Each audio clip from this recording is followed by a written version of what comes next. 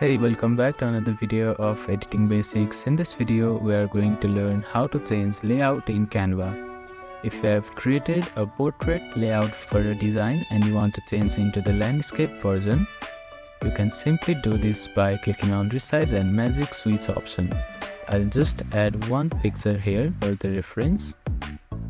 Now click on Resize and Magic Switch.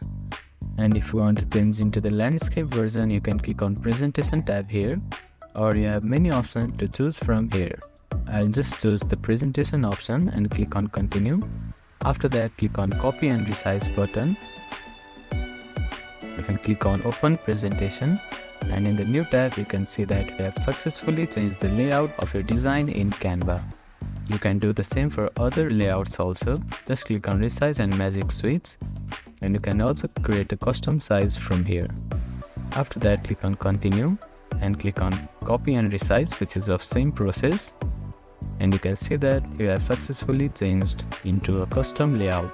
So that is how you can change the layout in Canva. Thank you for watching this video. Please do not forget to like, share and subscribe to our channel, and comment down if you have any queries.